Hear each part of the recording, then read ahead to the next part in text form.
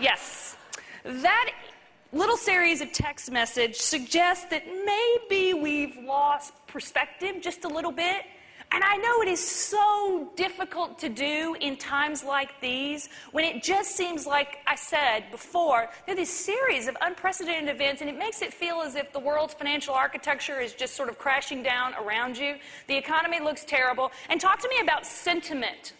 If I just walk out into the hotel and just start chatting with people and ask them how they feel about the economy, how do they feel about the economy? Are they positive or negative?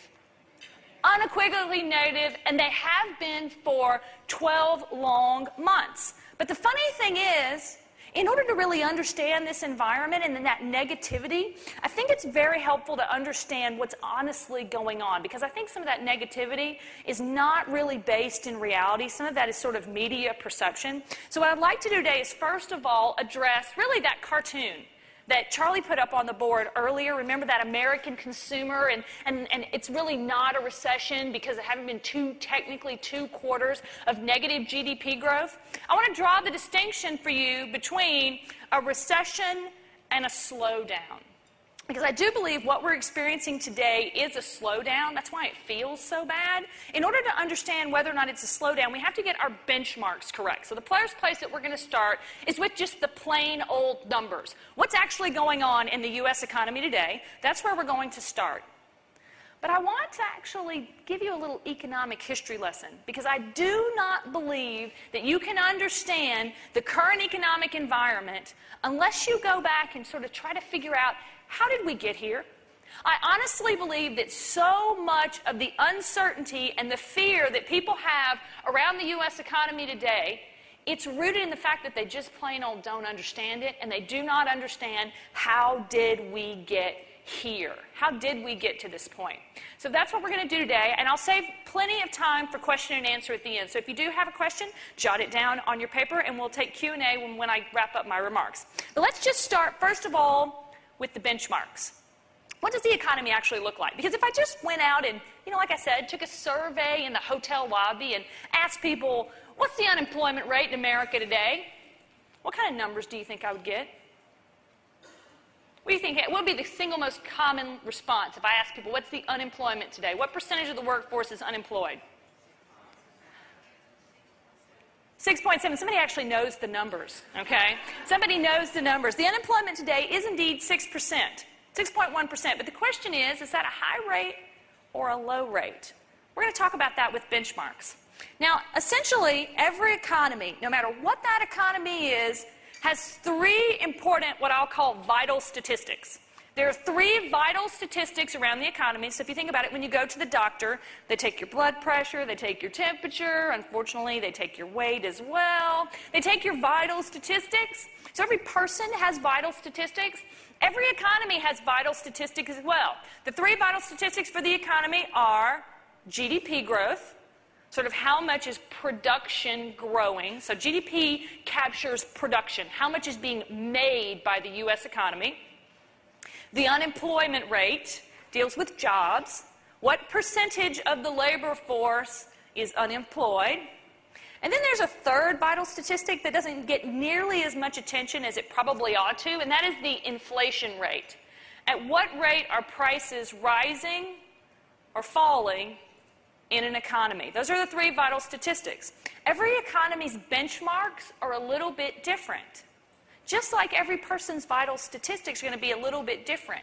Your appropriate temperature, right? Everybody's got the same appropriate temperature, but your appropriate rate might be different whether you're tall or short or old or young.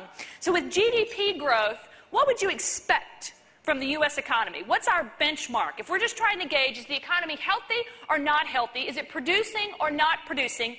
In the United States, what we would expect is for GDP to grow 3%. A 3% growth rate is a reasonable expectation for growth. That's your benchmark. If growth comes in above 3%, that's a booming economy. If growth comes in at less than 3%, okay, that's a slowdown. So do you see that it sort of changes our idea a little bit about what constitutes a recession? Don't get hung up on that recession definition, that 2 consecutive quarters of negative GDP growth. All that has to happen for the consumer to feel bad is for the GDP growth rate to be less than 3%. Anything less than 3%, that's technically a slowdown. So the economy may be growing at 1%, but that's going to feel bad to people because what are they accustomed to? 3. They're accustomed to 3. Now, just to clarify things, though, in the last quarter that we have statistics for, GDP grew by 3.3%.